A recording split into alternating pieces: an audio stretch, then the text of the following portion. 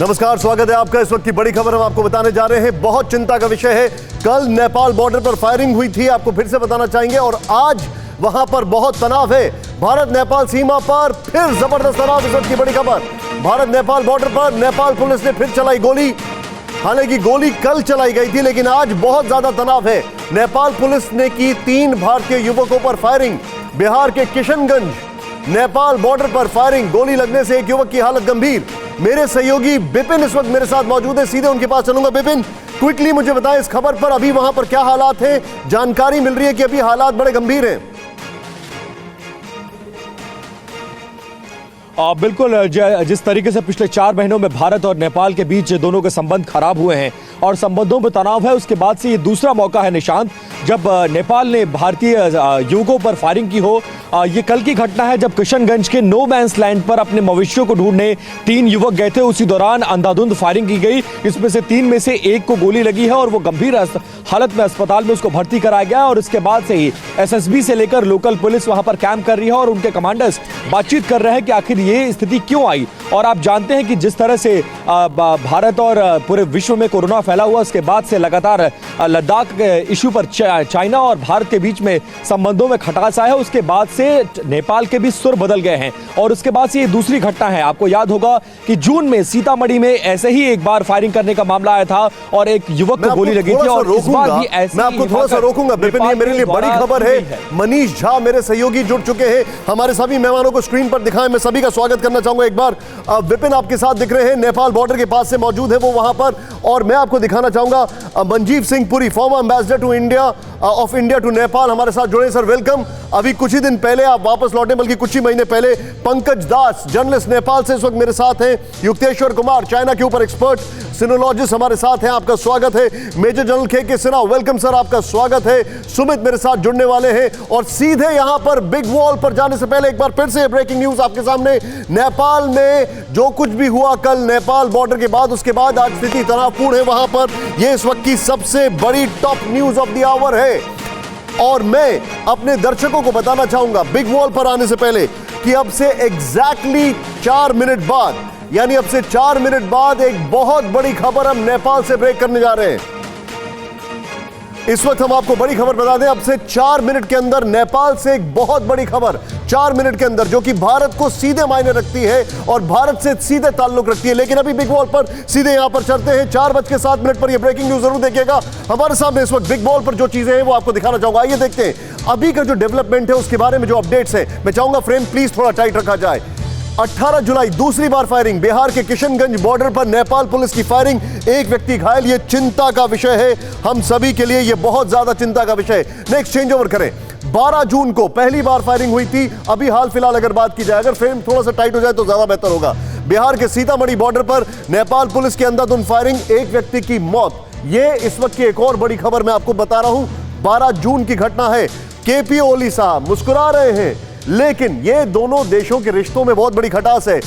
13 जुलाई भगवान राम नेपाली थे, अयोध्या नेपाल में है, भारत में नहीं। केपी शर्मा ओली का यह बयान। इसके बाद नेपाल में एक अजीब सा दृश्य देखने को मिल रहा है। नेक्स्ट चेंज ओवर करें।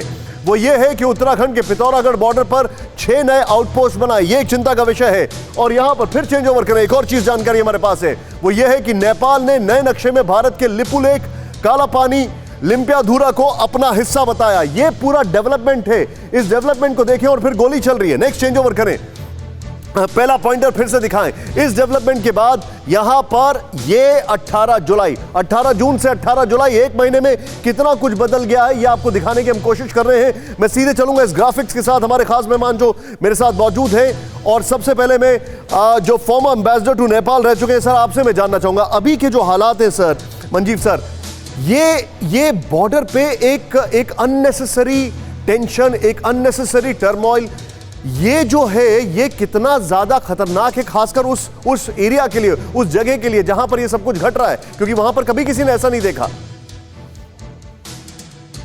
निशांत, बहुत बहुत धन्यवाद। पहले मेरे को आपको ये कहने दो कि कभी भी गोली चले तो ये नेचुरली चिंताजनक बात होती है, लेकिन ये याद रखिएगा ये नेपाली और इंडियन फोर्सेस के बीच में गोली नहीं चली।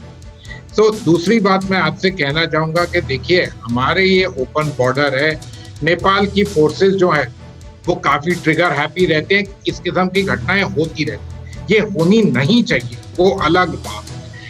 और जो आप यहाँ पर इस जगह की बात कर रहे हैं, यहाँ पर अक्सर होता है कि लोग बॉर्डर क्रॉस कर जाते हैं, कुछ थोड़ा बहुत अनजान में, कुछ मवेशियों को ढूंढने, कुछ अपनी फसलों को करने वगैरह। ये चीज बिल्कुल नहीं होनी चाहिए और इसका आंसर बहुत सिंपल है। जो लोकल ऑफिशियल्स हैं वहां पर हमारी तरफ से और नेपाल की तरफ से, उनको एकदम इकट्ठा मिलना चाहिए और मैटर को रिजॉल्व करना चाहिए। हमें इस चीज को बाकी बड़े मुद्दे जिनकी आपने अभी बात की, लिपुलेख और अयोध्या वगैरह, उनसे बिल्कुल नहीं जोड़ना चाहिए। ये एक इंसुलेटेड इंसिडेंट है जो पुरी साहब, मैं आपको थोड़ा सा रोकूंगा पुरी साहब। मैं अपने दर्शकों को एक बार फिर से बताना चाहूंगा, though you need no introduction, screen change मत करेगा। आपके सामने जो अभी शख्स दिखाई दे रहे हैं, मनजीव सिंह पुरी, ये former ambassador of India to Nepal थे अभी कुछ महीने पहले तक, और इनसे बेहतर कोई हमें नहीं समझा सकता कि अभी ग्राउंड पर जो हालात हैं वो कितने आगे जा सकते हैं या ये हालात कैसे कंटेन किया जाए। सर, अब मैं ये जानना चाह रहा हूं, हम एक एलएसी देखते हैं, एक एलओसी देखते हैं, अब क्या नेपाल पे भी वो हालात बनते दिख रहे हैं? मैं एग्जैजरेट कर रहा हूं, लेकिन मुझे चिंता है। आपको ये चीज ना कहनी चाहिए, ना इस किस्म के डायरेक्शन में जाना चाहिए जी। निशांत, इंडिया और नेपाल की ऐसी स्थिति है ओपन बॉर्डर की, जो चीज के लिए यूरोपियन संघ 50 साल लड़ता रहा, फिर उनको ये चीज मिली। सुपर। हमें इस चीज के बारे में बात करना चाहिए ना कुछ। ये जो इस किस्म का इंसिडेंट है, ये जितना भी अनफॉर्चुनेट इंसिडेंट है, ऐसे इंसिडेंट पास्ट में भी हुए हैं और मैं नहीं कह सकता कि आगे नहीं होंगे। हमें इनको एकदम लोकल लेवल पे सुलझाना चाहिए। हमारे जो कमांडर्स हैं एसएसबी के, local police, local magistrates, Nepal के काउंटर पार्ट से मिलके एकदम मामले को, इसको कंट्रोल में लाना चाहिए। ये लोग पहले भी करते हैं, अभी भी। Point noted sir, I am sorry to interject you, लेकिन मैंने अपने व्यूअर्स को कमिट किया था एक चीज। पार्डन मी सर, मैं आपको इंटरजेक्ट कर रहा हूं, लेकिन मैंने अपने व्यूअर्स को कमिट किया था एक चीज। इस वक्त क्यों बड़ी खबर, विजुअल अगर है तो उसके साथ दिखाने जा रहे हैं। नेपाल में पीएम केपी शर्मा ओली के खिलाफ सड़क पर उतरे लोग, भगवान राम के जन्म स्थान पर दिए बयान का विरोध। नेपाल विश्व हिंदू परिषद समेत कई संगठनों का आज भी प्रदर्शन, ये पहले भी हो रहा था लेकिन आज भी दिखा है। पीएम ओली हिंदू समाज से माफी मांगे, नेपाल में वीएचपी ने कहा। जनकपुर में पीएम ओली के खिलाफ फूटा लोगों का गुस्सा। एक बार फिर से ये खबर दिखाएंगे हम, और ये तस्वीरों के साथ देखें आप जरा किस तरीके से नेपाल में पीएम ओली के खिलाफ सड़कों पर लोग उतर रहे हैं और भगवान राम के जन्म स्थान पर दिए बयान का विरोध। और यहां पर यह चिंता का विषय इसलिए बन जाता है क्योंकि हम बात कर रहे हैं अयोध्या में राम टेम्पल कंस्ट्रक्शन की, उसके शिलान्यास की, और इस बीच में ऐसा बयान अगर ओली साहब की तरफ से आता है, वो भी ऐसे क्रूशल मोमेंट में जब रिश्ते इतने खराब हो रहे हैं, तो ये चिंताजनक है। मेरे साथ एक खास मेहमान इस वक्त जुड़े हुए हैं, मैं सीधे उनके पास लेकर चलूंगा। पंकज दास नेपाल से जर्नलिस्ट है इस वक्त हमारे साथ। पंकज जी वेलकम। पंकज जी, ये जो विरोध प्रदर्शन हो रहा है केपी शर्मा ओली के लिए, ये कितना चिंताजनक है, और ये जो उनका स्टेटमेंट था उनके ऊपर कितना भारी पड़ रहा है? ग्राउंड रियलिटी क्या है? प्रधानमंत्री केपी ओली ने जो अयोध्या और भगवान राम के बारे में जो टिप्पणी की थी, उनका जो बयान आया था, उसका खुद उनकी पार्टी के सभी लीडरों ने उसका विरोध किया है। टॉप टू बॉटम सभी ने विरोध किया है, ऑपोजिशन पार्टी ने विरोध किया है, और आम लोग तो सड़कों पर उतर ही रहे। हम जैसा स्क्रीन पर देख रहे हैं कि अब आम लोग। आपकी आवाज मुझ तक नहीं आ पा रही है। मनीष, क्या रिएक्शंस आ रहे हैं मनीष इसके ऊपर, क्योंकि आप नेपाल के ऊपर अच्छी खासी जानकारी भी रखते हैं, चीजों को कवर भी करते हैं। जल्द से ना मैं आपके पास आ रहा हूं। I have not started the show with you today for a change, लेकिन मैं आपके पास अभी आ रहा हूं sir. Manish, your reaction quickly. देखिए निशांत, हम यही कहना चाहेंगे कि जब नेपाल के प्रधानमंत्री ओली का ये विवादित बयान आया था, तो उससे पहले उनके पार्टी के लीडर भले ही उन पर राजनीतिक तौर पर हमला बोल रहे थे, तो लेकिन नेपाल के पीएम के इस बयान के बाद अब नेपाल के जन जन में बगावत उभर रही है, और उसकी वजह भी है। दरअसल नेपाल दुनिया का इकलौता हिंदू राष्ट्र है। सवाल पूछ रहा हूं, हमारी एमईए का रिएक्शन क्या है, खासकर ये देखते हुए कि अयोध्या में शिलान्यास की बात हो रही है, एमईए कैसे रिएक्ट कर रही है? इंटरनल क्वार्टर्स में अगर भारत पॉलिटिक्स की बात की जाए तो वहां पर लोगों से अच्छी खासी पहचान है, वो स्टेटमेंट पर कैसे रिएक्ट कर रहे हैं, ये पर्सपेक्टिव बताएं हमें। जी हाँ, बिल्कुल। देखिए, मैं आपको वही बता रहा था कि देखिए, जहां तक भारतीय विदेश मंत्रालय का सवाल है, भारतीय विदेश मंत्रालय इस बात को बेहतर तरीके से गंभीरता के साथ नजर बनाए हुए है कि नेपाल में जो चल रहा है उसका चूंकि अभी नेपाल में ही आंतरिक विरोध केपी शर्मा ओली का हो रहा है, इसीलिए भारतीय विदेश मंत्रालय की तरफ से अभी तक कोई नई एडवाइजरी जारी नहीं की गई है। मसलन जो कल फायरिंग हुई थी, जिसको वो लोग बार बार इस तरह के नाम देते हैं कि कोविड-19 की वजह से भारतीय सीमा से लोग हमारी सीमा में आते हैं, ऐसे में अमूमन भारतीय विदेश मंत्रालय किसी दूसरे देश के मामले में एडवाइजरी तक जारी करता है, लेकिन नेपाल में यह नहीं किया था। और उसकी वजह भी है जो पुरी सर ने हमें बताया कि जिस बात को यूरोपीय देश या पूरी दुनिया सपना देखती थी, हम नेपाल के साथ उसी तरह का बॉर्डर साझा करते थे और इसी वजह से फिलहाल भारत सरकार धैर्य धारण किए हुई है। लेकिन भारत के साथ इस अच्छे संबंध को नेपाल की सरकार और खास करके प्रधानमंत्री ओली वो उसे फॉर ग्रांटेड ना ले, इस बात का भारत एहसास कराना चाह रही है, लेकिन बैक चैनल से कराना चाह रही है। अभी तक हमने कोई डायरेक्ट किसी भी तरह का बयान विदेश मंत्रालय या भारत सरकार की तरफ से मैं आपको रोकूंगा। यहाँ पर मेरे पास एक खबर आ रही है, नेपाल के पानी से भारत के कई इलाकों में बाढ़ और इससे हालात चिंताजनक हो गए हैं। इससे हालात चिंताजनक हो गए हैं। नेपाल के पानी से भारत में बाढ़, भारत से बात करेगा नेपाल। नेपाल ने अधिकारियों को दिया बातचीत का निर्देश। भारत नेपाल कर रहे हैं बाढ़ की समस्या का सामना, ये दोनों देश हैं। लेकिन इस बीच ये एक और विषय सामने आ गया है और मैं सीधे लेके चलूंगा आपको मेरे सहयोगी के पास। विपिन, नेपाल का पानी भारत में, वहां की जो जुबान है बोली, नेपाल की बोली प्रधानमंत्री की, उससे नुकसान हो रहा है, पानी से नुकसान हो रहा है, लेकिन पानी पर कुछ बातचीत हो रही है। देखिए, कोई बातचीत, क्योंकि ये डिप्लोमेटिक स्तर पर और खासकर भारत सरकार के द्वारा इस बातचीत को होना है और बिहार सरकार इस बात से चिंतित है क्योंकि पिछले साल तक हर साल ऐसा होता है कि नेपाल पानी छोड़ता है और बिहार और उत्तर प्रदेश के तराई इलाकों में बाढ़ आती है, लेकिन इस बार हालात जुदा है। इस बार हालात इसलिए जुदा हैं क्योंकि भारत और नेपाल के रिश्तों में खटास है और इस खटास का कहीं ना कहीं खींच, ऐसा तो नहीं नेपाल पानी ज्यादा पानी छोड़कर अपने डैम के दरवाजे खोलकर भारत से निकालना चाह रहा है। और आप देखिए कि लगातार चाहे सीमा पर फायरिंग, पीछे का हाल बताइए, जो नागरिक है उन पर फायरिंग करना हो, मुझे दिखाइए वो तस्वीर हमारे दर्शकों को। बिल्कुल निशाद भाई, आपको वो तस्वीर दिखाता हूं। मैं इस वक्त बिहार से जो बॉर्डर सीमा लगती है नेपाल, रक्सौल बॉर्डर पर मौजूद हूं और ये भारत नेपाल मैत्री पुल है और इसके नीचे भी जो वाटर लेवल है वो बहुत तेज ज्यादा उठ गया है और पिछले कई दिनों में ऐसा देखा गया है कि आमतौर पर इस बार जब बारिश उतनी ज्यादा बिहार के इलाकों में नहीं है तो बाढ़ की संभावना कम रहती थी, लेकिन नेपाल की तरफ से बार बार जो पानी छोड़ा जा रहा है उसकी वजह से पूर्वी चंपारण, पश्चिमी चंपारण, बिहार के ज्यादातर जिले प्रभावित हैं और लगातार 3 दिन में पानी उतर जाता है और उसके बाद फिर 3 lakh cusec, 2 lakh cusec, 1 lakh cusec पानी छोड़ दिया जाता है, जिसकी वजह से बिहार के अलग अलग इलाके डूब रहे हैं, फसलों का नुकसान हो रहा है, मवेशी मारे जा रहे हैं, लोग विस्थापित होने के लिए मजबूर हैं। निशान, अगर मेरे साथ नेपाल के जो हमारे सहयोगी मौजूद हैं, अगर वो मेरे साथ जुड़े तो मैं उनके पास जाने की कोशिश करूंगा। मैं सीधे उनके पास जाऊंगा अभी, लेकिन उससे पहले बिग वॉल पर आपको ये पानी का जो विषय इसको सॉल्व करते हैं, वेरी क्विकली आपको बताने की कोशिश करते हैं कि आखिर क्या मामला है। जरा ध्यान से देखें आप, और अगले 3 मिनट में हम बड़ी खबर लेकर आ रहे हैं चीन से। जरा ध्यान से देखें, पिछले 10 सालों में नेपाल की बाढ़ ने भारत में सबसे ज्यादा तबाही मचाई है। अच्छी बात यह है कि अब इस पर बातचीत चल रही है। थोड़ा सा इसको प्लीज टाइट फ्रेम रखें तो बेहतर होगा। नेक्स्ट चेंज ओवर करें इसको। जो इंपॉर्टेंट पॉइंट है, 2008, 2011, 2013, 15, 17 और 2019 में बाढ़ ने बरपाया था कहर। ये एक और फैक्ट है हमारे सामने जो सीधे ग्लेयर करता है। नेक्स्ट चेंज ओवर करें, और वो है कि कोसी, नारायणी, कर्नाली, राप्ती, महाकलाई नदियों का वजह से बाढ़ में पानी हो गया। नेक्स्ट चेंज ओवर करें। एक और चीज जो इंपॉर्टेंट है, 2017 में 70 साल के बाद सबसे भयानक बाढ़ आई थी, लेकिन हमने क्या सीखा, ये चिंता का विषय है। नेक्स्ट चेंज ओवर करें। 2008 की बाढ़ ने पहली बार कोसी तटबंध को तोड़ा, ये हमारे सामने एक और चिंता का विषय है। मैं यहीं से, इसी जगह से एक और ब्रेकिंग आपके सामने लेकर आ रहा हूं, और ये ब्रेकिंग इस वक्त की सबसे बड़ी है। नेपाल के पीएम केपी शर्मा ओली की कुर्सी फिलहाल सुरक्षित है। बड़ी खबर, चीन के दखल के बाद प्रचंड ने इस्तीफे की मांग को छोड़ा। चीन के कहने पर ओली प्रचंड आपसी समझौते के लिए राजी। साल के अंत तक आम सम्मेलन मनाने पर राजी हुए ओली, इस वक्त की बड़ी खबर।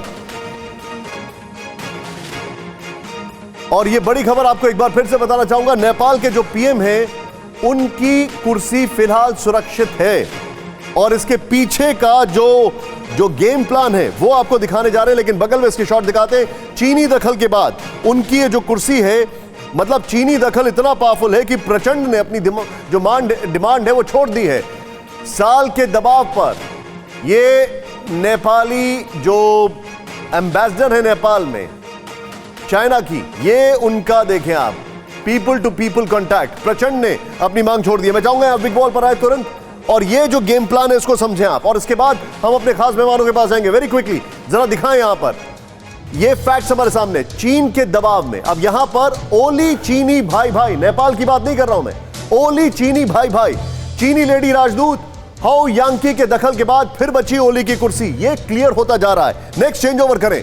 जो इंपॉर्टेंट फैक्टर है, ओली को बचाने के लिए प्रेसिडेंट विद्या देवी, प्रचंड और नेपाल के टॉप लीडर से इन्होंने, ये मैडम ने मुलाकात की। मतलब चीनी एम्बेसडर कई मुलाकात कर रही थी और मेरे को याद है मैंने क्या सवाल पूछा था उस वक्त मंजीव सर से, आज फिर पूछूंगा। नेक्स्ट चेंज ओवर करें। वो इंपॉर्टेंट है, हाउ यांकी में पर नेपाल में चाइनीज एजेंडा लागू करने का आरोप। फिर चेंज ओवर करें। एक और फैक्ट हमारे सामने है, पीएम ओली पर चीनी सरकार से रिश्वत लेने का आरोप। यह बड़ा इंपॉर्टेंट फैक्टर है। चेंज ओवर करें, यह बहुत इंपॉर्टेंट है। ओली के जनीवा बैंक खाते में चीन के 41 करोड़ 34 लाख करोड़ रुपए जमा कराने का आरोप। रोकिए जरा इसको, 41 करोड़ 34 लाख रुपए जनीवा अकाउंट में ओली साहब के कैसे आए, यह आरोप चीन पर लग रहा है। नेक्स्ट चेंज ओवर करें। वो इंपॉर्टेंट है, ओली पर नियमों को ताक पर रखकर चीनी कंपनियों को मदद का आरोप। ये फैक्टर्स हमारे साथ है। मैं चाहूंगा जो थर्ड फोर्थ पॉइंटर एक बार फिर से दिखाएं। ओली साहब देखिए आप, चीनी एम्बेसडर ने अपना काम कर दिया है, मतलब चाइना ने अपना काम कर दिया है। चीनी लेडी राजदूत हाउ यांकी के दखल के बाद फिर बची इनकी सरकार। चेंज ओवर, ओली को बचाने के लिए प्रेसिडेंट विद्या देवी, प्रचंड और नेपाल के टॉप लीडर से इन्होंने मुलाकात की। फिर चेंज ओवर करें, हाउ यांकी पर नेपाल में चाइनीज एजेंडा लागू करने का आरोप। मतलब आज यह है कि नेपाल में गली गली में चाइनीज भाषा सिखाई जा रही है। नेक्स्ट चेंज ओवर करें, हाउ यांकी पर पीएम ओली पर चीनी सरकार से रिश्वत लेने का आरोप। यह बहुत इंपॉर्टेंट है। नेक्स्ट चेंज ओवर करें, बहुत इंपॉर्टेंट है वो फैक्टर हमारे सामने। ओली के जनीवा बैंक खाते में चीन के 41 करोड़ 34 लाख जमा कराने का आरोप। और यहां से मैं सीधे चलूंगा पंकज दास के पास और मेरे साथ जनरल सिन्हा है उनके पास और मंजीव सर के पास। पंकज जी, इतने ग्लेयरिंग चीज है, मतलब चीन ने नेपाल की सरकार बचा ली, अब ये कह सकते हैं? बिल्कुल, देखिए चीन का एकदम क्लियर स्टैंड है कि ये पार्टी नहीं फूटी है जो नेपाल कम्युनिस्ट पार्टी, उनके विचारधारा एक है। तो उस तरह से नेपाल में उसी पार्टी की वजह से, उनकी सरकार की वजह से उनका प्रभाव यहाँ पर इतना अधिक बढ़ गया है। तो जाहिर सी बात है कि चाइना का इसमें इंटरेस्ट है कि ये पार्टी नहीं फूटे। प्राइम मिनिस्टर चाहे जो भी हो, उससे उनको बहुत कोई लेना देना नहीं है। लेकिन चूंकि ओली अपने जिद पे अड़े हुए हैं कि वो किसी भी हालत में न तो पार्टी प्रेसिडेंट से वो रिजाइन करेंगे और ना ही वो जो प्राइम मिनिस्टरशिप है उससे रिजाइन करने वाले हैं। तो अब प्रचंड को यू टर्न होना पड़ा है और अब जो है ये जनरल कन्वेंशन का एक स्वरूप का पत्ता फेंका है ओली ने। हालांकि वो बिल्कुल भी इम्पॉसिबल है इस समय जिस तरह की अवस्था है, इतनी जल्दी किसी भी पार्टी के लिए जनरल कन्वेंशन करना बिल्कुल नामुमकिन है। तो इस सब जो अपने रेजिग्नेशन का जो उनका सवाल था उससे हटने के लिए, उससे लोगों का ध्यान हटाने के लिए जनरल कन्वेंशन की बात आई है। और जो प्रचंड के खेमे में अभी तक जो लोग थे उन सब में अब अविश्वास का माहौल उन्होंने केपी ओली ने पैदा कर दिया है। अब कोई भी जो है रेजिग्नेशन का एजेंडा वो अब प्राइमरी एजेंडा नहीं रह गया है। ठीक है, मैं जनरल सिन्हा के पास आऊंगा। जनरल सिन्हा, अगर भारत के लिहाज से देखा जाए तो चीन जो है अपनी पॉलिसीज को हमारे नेबर्स के बीच में इन्फ्लुएंस करने में, एग्जर्ट नहीं, ये इन्फ्लुएंस कर रहा है, क्योंकि एग्जर्शन वो होता है जब दबाव से हो, यहां पे तो इन्फ्लुएंस कर रहा है, हुक और क्रुक। हम इसमें फेल हो गए, क्या कहेंगे आप इस पर? देखिए, ये कहेंगे कि हम फेल हो गए, ये तो सही नहीं होगा, मगर हाँ, हम लोग फॉर द टाइम बीइंग जो स्थिति है उनके फेवर में जाती दिखती है। देखिए, एक ही रास्ता है चीन अख्तियार करता है, वो है पैसे का रास्ता। वो खरीद लेता है। जो हम प्रोजेक्ट के ऊपर भी बहुत डिपेंड कर रहे थे कि वो हो जाएगा। आपको याद होगा 2008 में जब ये पहली बार चुन के आए थे तो ये पहले प्रधानमंत्री थे जो कि पहले चीन की यात्रा किया, तब भारत आए। उस समय ही इक्वेशन चेंज हो चुका था। फिर इन्होंने 16-17 में जब ये बने थे सेकंड टाइम प्राइम मिनिस्टर, तो उस समय वो भारत का दौरा किए थे। उन्होंने कहा था नेबर फर्स्ट, मगर उस समय तक बहुत चेंज हो चुकी थी। आज की परिस्थिति में आप जो कह रहे हैं, मैं सुन रहा था पुराने एम्बेसडर साहब को, बहुत चीजों को आप ब्रश असाइड नहीं कर सकते कारपेट के नीचे। आप जो आपने बहुत बड़ी बात की कि फायरिंग क्यों हो रही है, फायरिंग इस नहीं होती कि हो जाती है फायरिंग, ये ओपन बॉर्डर्स हैं भाई। मैं बताता हूं क्यों होती है फायरिंग, क्यों होती है। पूरे के पूरे जो मॉइस्ट काडर थे, जो कि जब 2008 के बाद इन्होंने कॉन्स्टिट्यूशन बनाया तो इनके पैरामिलिट्री फोर्सेस में और मिलिट्री के अंदर में ये काडर्स आए हैं। आज नेपाल आर्मी ने बिमटेक्स की एक्सरसाइज 2016 में करने से मना कर दिया, वो पुणे में होना था और सब देश आ गए थे, वो नहीं आए, वो गए चाइना के साथ दिखाने के लिए, चाइना के साथ उन्होंने एक्सरसाइज किया। आप इन चीजों को ब्रश साइड नहीं कीजिए, ठीक है। केवल आपकी पूरी की पूरी आपकी जो है कि जो नेपाल की जनता है, जनरल सिन्हा, मैं एक बहुत बड़ी खबर लेकर आ रहा हूं और उससे ओपन ही मैं उस खबर पे आपसे करने जा रहा हूं अगले एग्जैक्टली 2 मिनट में। बहुत बड़ी खबर है जिसके ऊपर मैं आपसे जानना चाहूंगा आपका टेक क्या होगा, लेकिन उससे पहले नेपाल को वाइंड अप, नेपाल वाले सेगमेंट को वाइंड अप करने से पहले मंजीव सिंह पुरी सर, ओली चीनी भाई भाई, और ये एक मैसेज बड़ा स्ट्रांगली जा रहा है और इसका इंपैक्ट भारत और इंडिया, भारत और नेपाल के रिलेशंस पर आप कैसे देख रहे हैं? देखिए, मैं इस चीज से बहुत सहमत हूं जो पंकज जी ने कहा कि चाइना के लिए जहां कम्युनिस्ट पार्टी है नेपाल में, वो बहुत इंपॉर्टेंट है। और जैसे उन्होंने कहा कि जो तत्कालीन प्राइम मिनिस्टर है ओली जी वो रहे या कोई और रहे, ये इंपॉर्टेंट नहीं है, लेकिन कम्युनिस्ट पार्टी इकट्ठी रहे, ये उनका नंबर 1 मकसद है। और ऐसे लगता है कि एट द मोमेंट वो उनके कहने से या नेपाली अंदरूनी कारण सारे जितने नेता हैं वो उस चीज के साथ राजी हुए।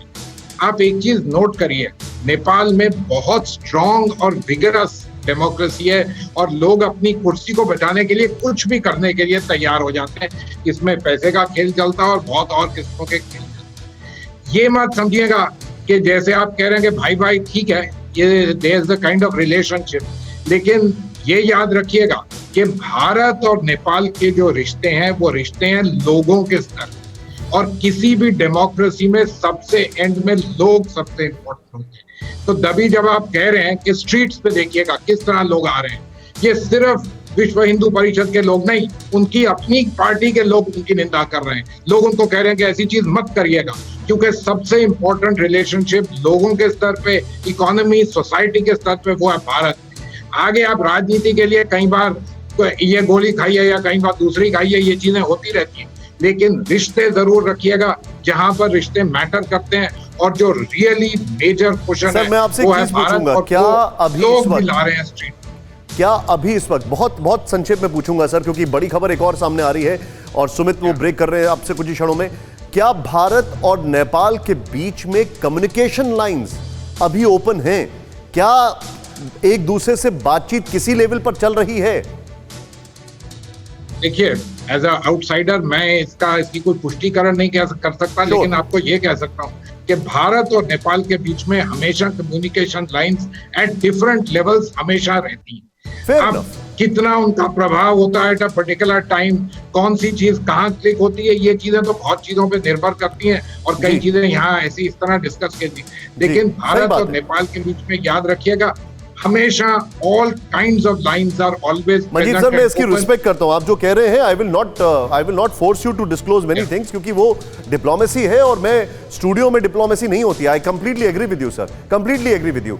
लेकिन इस वक्त मेरे सामने एक बड़ी खबर है, भारत चीन तनाव के बीच आईएएफ के कमांडर लेवल की बैठक, 22 और 24 जुलाई तक आईएएफ के कमांडर करेंगे बैठक। एलएसी पर वायुसेना अपनी तैयारियों की करेगी समीक्षा, चीन की सीमा पर रफेल की तैनाती पर होगी बातचीत। एलएसी पर पीछे के इलाकों में चीन बढ़ा रही है तैनाती। सुमित को मैं लेके आऊंगा वॉल पर, इस वक्त की बड़ी खबर एक बार फिर से फ्लैश करूंगा, ये top story of the hour है, यानी कि एलएसी पर पीछे के इलाकों को चीन जो है, भारत चीन तनाव के बीच आईएएफ के कमांडर्स की बैठक, 22 और 24 जुलाई तक आईएएफ के कमांडर करेंगे बैठक और यहां पर एलएसी पर वायुसेना तैयारियों की समीक्षा की जाएगी। इंपॉर्टेंट फैक्टर यह है यहां पर कि चीन की सीमा पर रफेल की तैनाती पर होगी बात। सुमित मेरे सहयोगी मेरे साथ हैं, आइए बिग वॉल पर चले सुमित के पास। सुमित, ओवर टू यू, बताइए मुझे क्या हो रहा है, ये बैठक में क्या कुछ होने जा रहा है? देखिए, आपको याद होगा निशांत, इससे पहले आर्मी की कमांडर लेवल की कॉन्फ्रेंस हुई थी जिसमें कई चीजों को तय किया था, ग्राउंड लेवल पे किस तरीके से हमें अपना इजाफा करना, और अब कमांडर लेवल एयरफोर्स की। यानी अगर आप ये मैप में देख रहे हो, एक एक चीज आपको समझाने की कोशिश। एक स्टैट्यूटरी वार्निंग ये है, प्लीज इस फ्रेम को टाइट करें, नंबर 1। नंबर 2, हम कोई भी इंपॉर्टेंट इंटेलिजेंस इंफॉर्मेशन नहीं देने जा रहे हैं। यस सुमित। देखिए अभी जो डिप्लॉयमेंट है, खासतौर पे आप अगर ईस्टर्न लद्दाख के लद्दाख की बात करें, 5 हमारे पास हैं, अगर हम थॉइस की बात करें, लेह की बात करें, इसके अलावा ALG भी हैं, लेकिन सपोर्ट सिस्टम जो होता है एयरक्राफ्ट का, यानी जो आपके पीछे जो आपके फाइटर एयरक्राफ्ट होते हैं, वो सबसे इंपॉर्टेंट बात होती है। कश्मीर की अगर हम बात करें, चाहे आपके सुखोई डिप्लॉय हो या फिर आप अब बात करें रफेल आने की, क्योंकि रफेल सबसे बड़ा मुद्दा है, क्योंकि जल्द ही इसी हफ्ते कितने रफेल आ रहे होंगे? देखिए अभी जो बताया जा रहा है कि 4 से 5 रफेल्स की बात की जा रही है, quite a sum. बिल्कुल निश्चित तौर पर। लेकिन सबसे इंपॉर्टेंट बात उनकी क्या क्षमताएं हैं। अगर आप देखें हलवारा में इनको डिप्लॉय होना, इनका जो बेस है हलवारा है, उसके बाद हाशिमारा होगा। लेकिन रफेल के डिप्लॉयमेंट से क्या भयभीत होंगे चीन और पाकिस्तान? देखिए अब तक कहा जा रहा है कि सुखोई के बराबर के जो विमान है अमेरिका के पास, हालांकि माफ कीजिएगा चीन के पास अभी तक हैं, लेकिन रफेल की टक्कर के विमान चीन के पास नहीं है। जितना एडवांस रफेल है उतना चीन के पास नहीं है। तो निश्चित तौर पर अगर अंबाला में डिप्लॉय होता है, एक और इंपॉर्टेंट बात, 400-450 किलोमीटर का फ्लाइंग डिस्टेंस है लद्दाख और अंबाला में, यानी कुछ ही मिनटों के अंदर ये विमान स्क्रैम्बल हो सकते हैं और अगर जरूरत पड़ी तो दुश्मन से मुकाबला भी कर। निश्चित एक चीज बहुत इंपॉर्टेंट है निशांत, कि इनके अंदर जो मिसाइल सिस्टम लगे हैं, चाहे मिटोर हो चाहे दूसरे मिसाइल सिस्टम्स हो, वो बहुत ज्यादा air to air missile systems, weapons, nuclear weapon warheads मतलब डिप्लॉय कर सकता है। तो ये कई चीजें हैं जो रफेल की बहुत, और ये हम अपने मैप से दिखा रहे हैं कि कैसे भारत ने अपनी एयर डोमिनेंस को बराबर रखा है। ना सिर्फ आपके फाइटर्स बल्कि आपके पास जो आपके ट्रांसपोर्टर्स हैं, हिंडन में हो, आगरा में हो। आपने हिंडन का नाम ले दिया, सबसे नजदीक यही है हमारे, दिखाई देता है। मैं सीधे सुमित, आप इसको रखें, आप जो बता रहे हैं, सुमित हमें जो बता रहे हैं, ये वॉल को मैं चाहूंगा इसको यहां पर ट्रांसलेट करें हमारी स्क्रीन पर। जल सेना मेरे साथ है। जल सेना, दैट्स अ बिग न्यूज, लेकिन कितना बड़ा इंपैक्ट होगा चीन के ऊपर, कितना बड़ा इंपैक्ट होगा पाकिस्तान के ऊपर, और क्या, मैं सॉरी बहुत सारे सवाल पूछ रहा हूं, but I am so full of excitement, कि क्या आपको लगता है कि इसका इंपैक्ट चीन को समझ में आएगा कि ये क्या कर दिया इन्होंने, एकदम से इतने सारी चीजें कर दी? हाँ, एब्सोल्युटली क्लियर जो आप बता रहे हैं, इसका बहुत बड़ा इंपैक्ट है। देखिए ये एक गेम चेंजर इसलिए माना जाता है कि इसको आप 5th जनरेशन एयरक्राफ्ट कहते हैं, और खास करके जो 6 आ रहे हैं 26 तारीख तक पहुंच जाएंगे हमारे पास। और इसको यदि जिस तरह से आप बता रहे थे आपके सहयोगी कि 2 जगह यदि इसको बांट के रखा जाता है तो एक बहुत बड़ा पंच आपके पास आएगा। और खास करके ये माना जाता है जिस तरह से बराक 8 आ रही है और हमारे पास यदि S-400 आता है, तो इसकी तोड़ नहीं है, इतनी बड़ी तोड़ आपको नहीं मिलेगी। और खास करके जो कि हमारे को बढ़त पहले ही है। देखिए आज के दिन में जितना भी इंडियन एयरफोर्स के पास में और चाइना के पास में, तो आप मान के चलिए कि 1/3 कैपेबिलिटी है चाइना के पास जो हमारी इंडियन एयरफोर्स के पास, क्योंकि हमारी पोजीशनिंग जहां से हम टेक ऑफ करते हैं वो हाई अल्टीट्यूड से करते हैं। उनके लिए बहुत बड़ा ये प्रॉब्लम आता है, जबकि उन्होंने 4 एयरबेस बनाए हैं वेस्टर्न जो मेरे सहयोगी बनाया है उन्होंने। साहब, मेरे सहयोगी मनीष जो जुड़े हुए हैं वो कुछ इंटरेस्टिंग इंफॉर्मेशन देना चाह रहे हैं रफेल के ऊपर, उनका अभी मुझे व्हाट्सएप आया। मनीष गो अहेड, बताइए हमें। जी हाँ, देखिए हम अपने दर्शकों को बता दें कि जो राफेल विमान के आने की बात है, तो कुल 5 राफेल विमान आने हैं, जिसमें से 3 2 सीटर विमान होंगे और 2 सिंगल सीटर विमान होंगे। यानी कि जो 3 राफेल विमान होंगे उसमें 2 पायलट बैठेंगे और उस समय वो फाइटर जेट को उड़ाएंगे, और जो 2 विमान है उसमें सिंगल पायलट बैठेंगे। और मैं आपको बताऊं कि जो वॉर में लगातार ये कंसेप्ट किया जाता था कि राफेल वर्सेस S-400, इसको हमने देखा भी है, क्योंकि चीन के पास S-400 है। और आपको याद होगा कि पिछले हफ्ते एक ऐसी परिस्थिति बनी जब टर्की में उसके एयरबेस को राफेल विमान ने उड़ाया, तो टर्की ने अपने यहाँ मौजूद S-400 को उसके काउंटर में लगाया था। तो राफेल का ट्रायल हो चुका है, पूरी दुनिया ने टर्की में देखा कि राफेल की तरक्की तबाही बचा सकता है। ये देखिए राजनाथ जी के शॉट्स हम यहां पर दिखा रहे हैं आपको, बीच में राफेल में टेक ऑफ करते हुए। लेकिन सीधे मैं चाहूंगा युक्तेश्वर जी के पास। चीन को ये बहुत अच्छी तरीके से समझते हैं, बल्कि मुझे कहना चाहिए कि ये चीन को दूर से सूंघ भी लेते हैं और चीनियों को कि ये क्या करने वाले हैं, ऐसे इनके लिए मशहूर है। युक्तेश्वर जी समझाइए मुझे, कितना खौफजदा है चीन ये देखकर कि हमने बहुत जल्दी रीग्रुप किया, बहुत जल्दी हमने अपना मोबिलाइजेशन किया?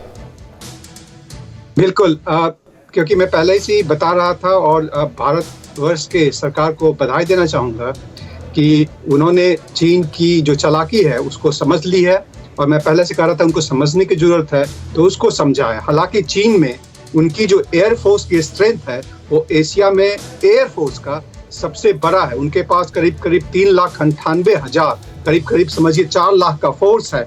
और उनके पास सियान या छंगतू, सन्या, उनके जो फाइटर्स नेम है के जो प्लेन है वो उनके शहरों के नाम पे हैं।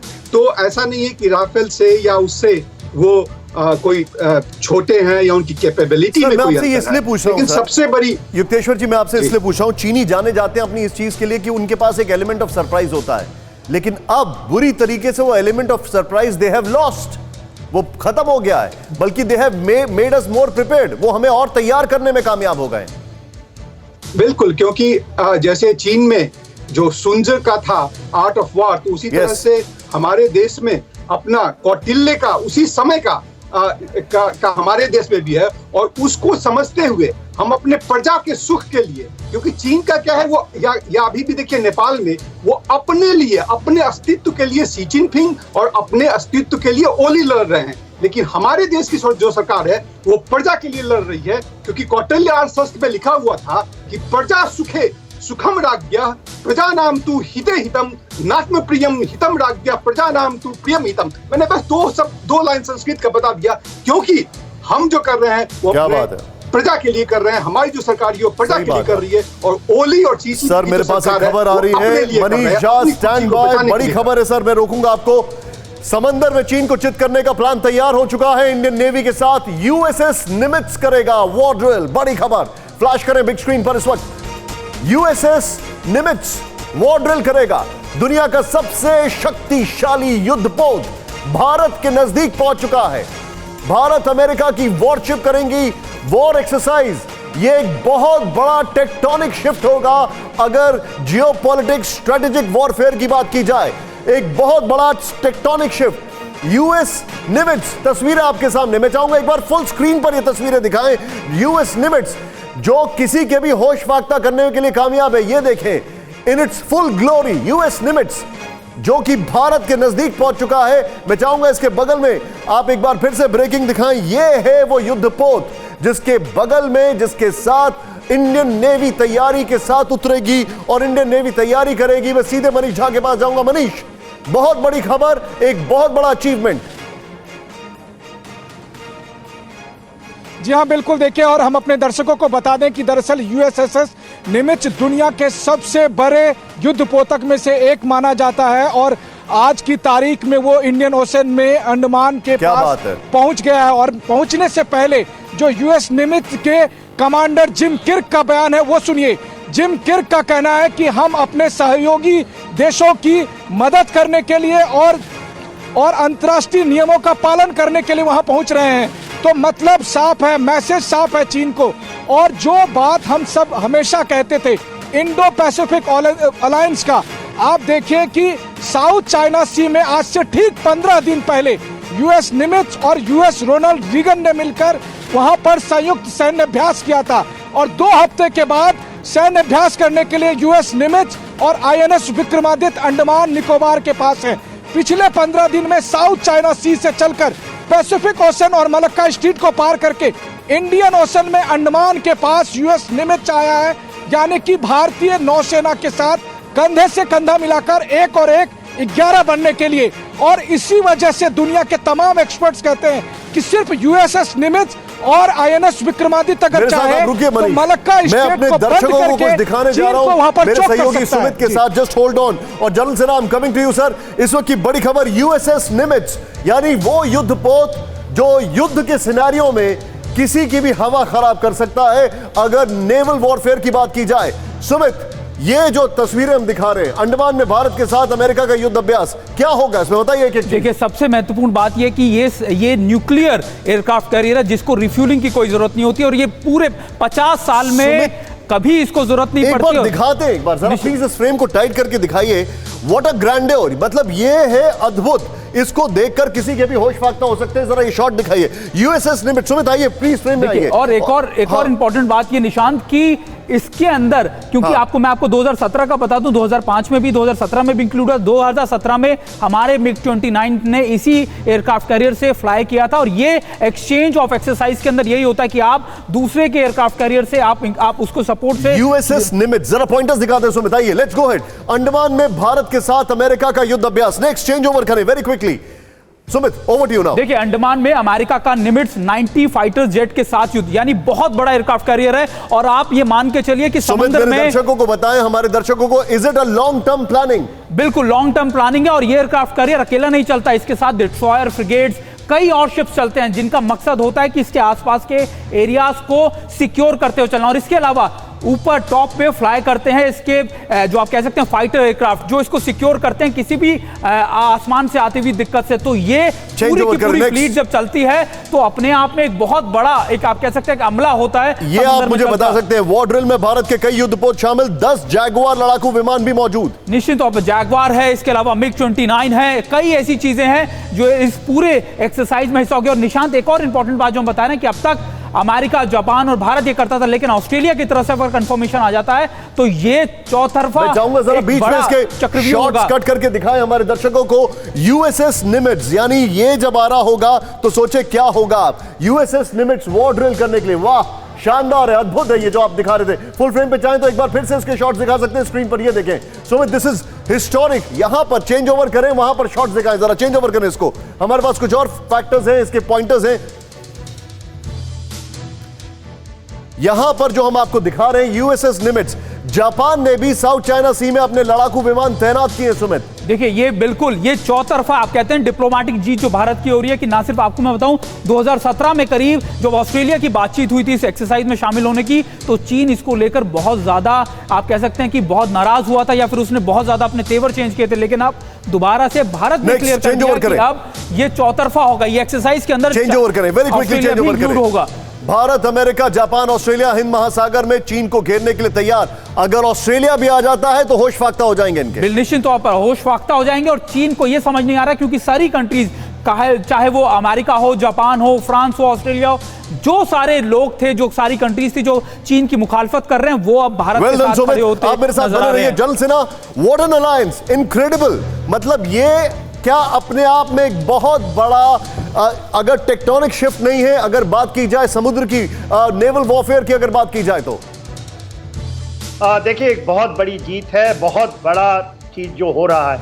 देखिए ये पासेक्स कहते हैं, पासिंग एक्सरसाइज हुई है, और ये of the Andaman Nicobar island, तो वहाँ ट्राई सर्विस कमांड है, आपको पता होना चाहिए।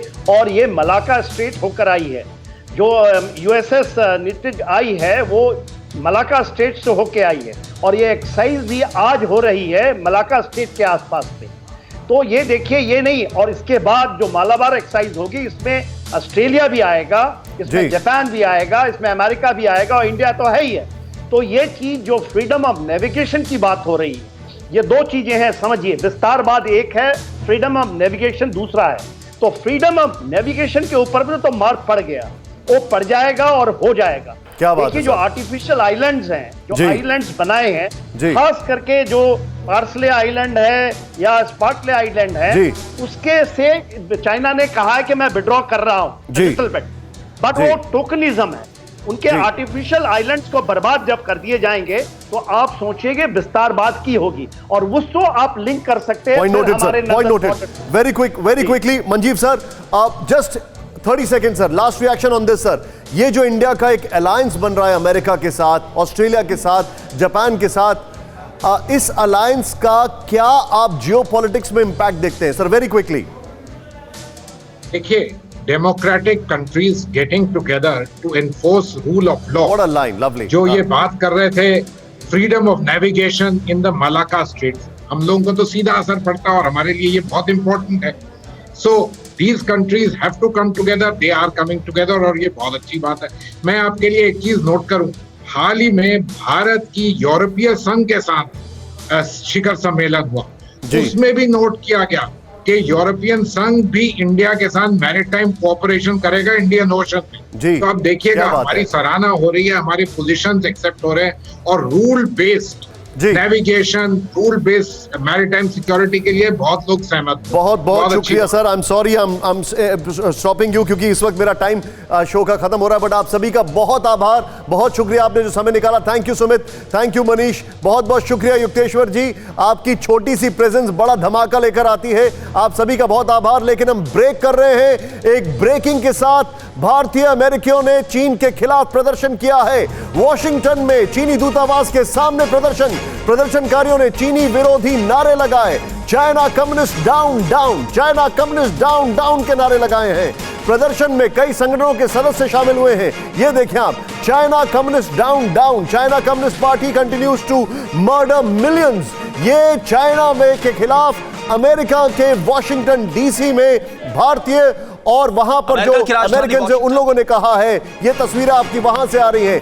TV9 नेटवर्क 5 भाषाएं, हिंदी, तेलुगु, कन्नड़ा, मराठी और गुजराती, 48 करोड़ इंप्रेशंस, देश का नंबर 1 न्यूज नेटवर्क